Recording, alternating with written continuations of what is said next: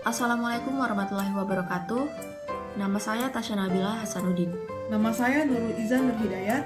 Saya Muhammad Rinzaki. Nama saya Muhammad Kamul Hafif. Saya Raike. Nama saya Nadia Petra Sadi. Saya Andi Muhammad Fadilul Asyam Hafid. Perkenalkan, nama saya Muhammad Teza. Saya Misnawati. Saya Muhammad Subur Fattah. Nama saya Ahmad Muhajir Bahtiar. Kami dari kelompok 3 kelas C akan mempresentasikan mengenai Uniform Cost Search. Berikut adalah contoh kasus Uniform Cost Search kami. Initial state-nya adalah S, goal state-nya adalah G1, G2, dan G3. State space-nya adalah A, B, C, D, E, dan F. Kemudian ruang keadaannya, terdapat korban kecelakaan di kota S yang akan dibawa ke rumah sakit G1, G2, atau G3. Terdapat beberapa jalur yang dapat dilalui, yaitu kota A, B, C, D, E, dan F. Untuk sampai ke rumah sakit tujuan, diperlukan jalur dengan jarak terdekat dan waktu tercepat. Setelah kita mengetahui ruang keadaan, kita perlu mengetahui representasi pengetahuannya. Pada kasus kami, pasien hanya dapat dipindahkan dari suatu kota menuju kota lain sesuai dengan rute atau panah yang telah ditentukan dari kota asal. Seperti pada slide sebelumnya, setiap kota memiliki rute atau panah keluar menuju ke kota lain. Selain itu, kita juga perlu mempertimbangkan kos atau biaya yang diperlukan untuk sampai ke rumah sakit kota tujuan. Pada kasus ini, kos atau biaya yang digunakan berupa jarak. Baik, jadi di sini kita memiliki sebuah tree graph atau grafik pohon dan juga visited list atau list kunjungan. Yang dimana kita akan menggunakan list kunjungan ini untuk menandai not-not yang telah kita buka atau telah kita kunjungi. Dan pertama-tama di sini kita memiliki initial state S yang merupakan not awal kita mulai. Karena merupakan not awal, maka berarti not tersebut telah kita kunjungi atau telah kita buka. Sehingga kita akan memasukkan not S ini ke dalam visited list atau list kunjungan. Selanjutnya, not S ini memiliki 3 not turunan. Yang pertama adalah not A, kemudian not B, lalu not D.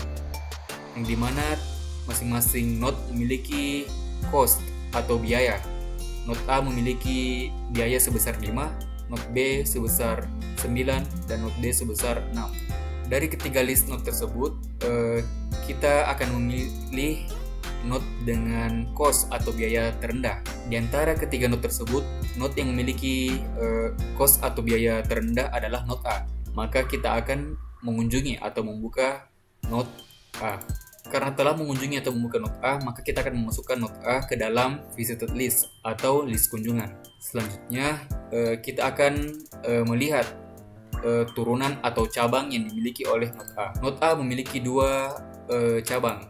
Yang pertama adalah not B, kemudian not G1 yang merupakan goal state. Not B memiliki cost atau biaya sebesar 3, kemudian not G1 atau goal state memiliki cost sebesar 9. Karena not A memiliki cabang goal state, maka kita akan memilih atau membuka goal state tersebut.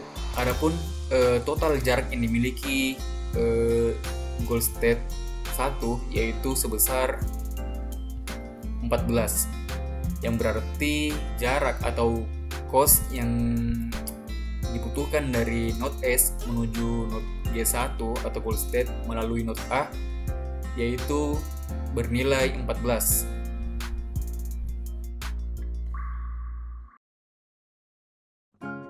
Nah, jadi lanjut saja dari teman saya.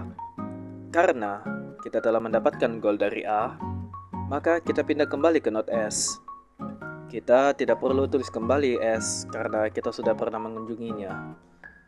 Jadi selanjutnya adalah kita mengeksplorasi not yang paling murah kedua. Not itu adalah not D. Di not tersebut, kita dapat menyeberangi ke not C dan not E. Kedua not tersebut memiliki nilai yang sama, yaitu 2. Alhasil, nilai perjalanannya adalah 8. Karena dengan angka tersebut, kita coba kembali ke not turunan A, yaitu not B. Di not B, kita diberi pilihan untuk mengunjungi kembali not A atau ke not C. Tetapi kita sudah mengunjungi not A, yang berarti kita hanya akan mencabangkannya ke C. Not C di sini bernilai 1, yang jika dikalkulasikan totalnya akan menjadi 9. Kini terdapat 5 buah not yang dapat kita kunjungi. Kunjungi terlebih dahulu not yang memiliki total cost terkecil. Jadi kita mulai dari not C. Tandai C sudah dikunjungi. Not C memiliki 2 buah not turunan, yaitu G2 dan F, dengan total cost masing-masing 13 dan 15. Nah, selanjutnya kita kunjungi not E dengan not G3 sebagai not turunannya. Tandai E sudah dikunjungi.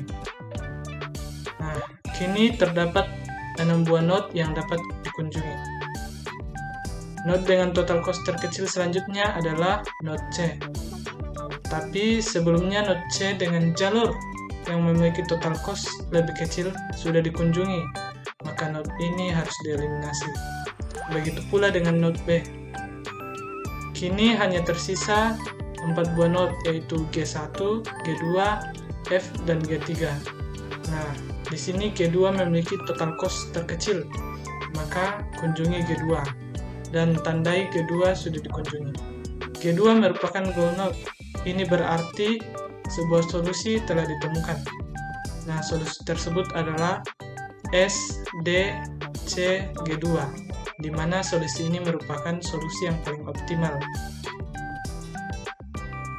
Di sini saya akan menjelaskan tentang completeness pada Uniform Cost Search.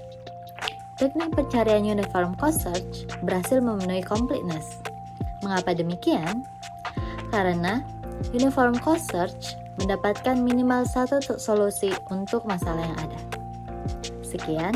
Saya Andi Muhammad Fadilul Asyam Hafid akan menjelaskan mengenai time complexity atau kompleksitas waktu dari Uniform Cost Search. Kompleksitas waktu adalah seberapa lamanya komputer dapat menjalankan sebuah algoritma.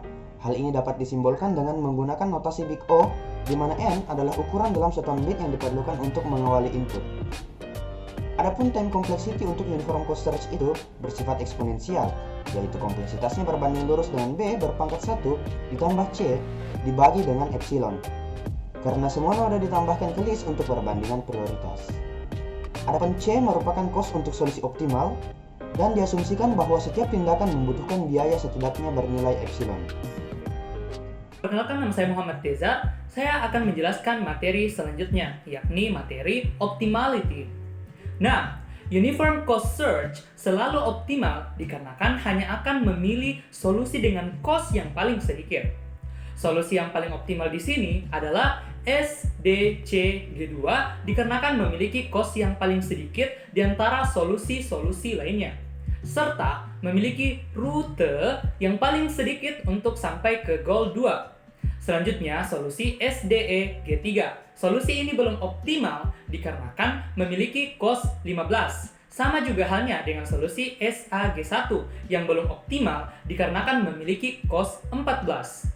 Oleh karena itu, solusinya adalah SDCG2 karena merupakan solusi yang paling optimal karena memiliki cost 13. Baik, selanjutnya saya Miss Nawati akan menjelaskan mengenai space complexity. Jadi, setiap node akan mengalami perluasan dimulai dari satu node pada level 0, B node pada level 1, lalu B berpangkat 2 pada level 2, sampai B berpangkat K pada level K. Misalkan goal state atau tujuan terdapat pada level K, maka akan dibutuhkan kompleksitas sebanyak B berpangkat K space untuk mencapai tujuan tersebut. Kemudian untuk menentukan berapa K yang terdapat pada UCS, kita misalkan C adalah cost, dan setiap langkah yang akan membuat lebih dekat dengan tujuan sebanyak epsilon, maka langkah awal sampai akhir dimulai dari 0, kemudian 1 epsilon, lalu 2 epsilon, lalu 3 epsilon, sampai cost berbanding terbalik dengan epsilon dikali epsilon, sehingga kemudian menjadi 1 ditambah C dibagi epsilon, ekspansi untuk sampai pada level K. Kenapa ditambah 1? Karena langkah awalnya dimulai dari 0. Maka kemudian rumus akhir yang kita dapatkan untuk space complexity UCS ialah kompleksitasnya berbanding lurus dengan B berpangkat 1 ditambah cos dibagi epsilon.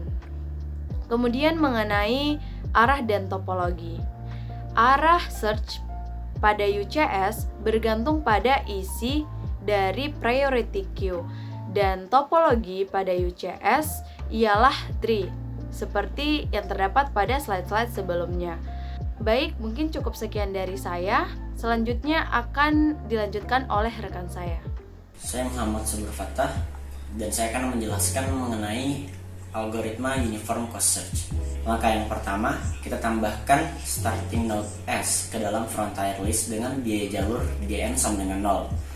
Lalu di langkah yang kedua, kita tambahkan node tersebut ke dalam explore list karena hanya node tersebut yang kita miliki di frontier list. Jika kita memiliki lebih dari satu node di dalam frontier list, maka yang kita tambahkan adalah node teratas yang ada di dalam frontier list. Selanjutnya di langkah yang ketiga, telusuri node tersebut dengan mengunjungi child node-nya.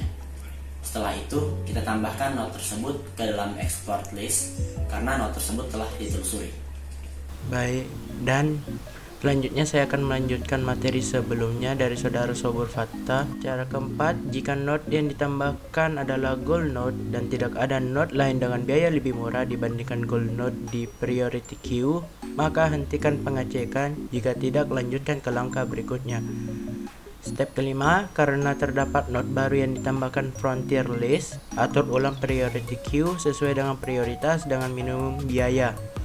Keenam, kembali ke step 2 dan ulangi langkah-langkah hingga kondisi pada step 4 dipenuhi. Nah, demikianlah penyampaian materi yang telah kami bawakan terkait materi Uniform Cost Search.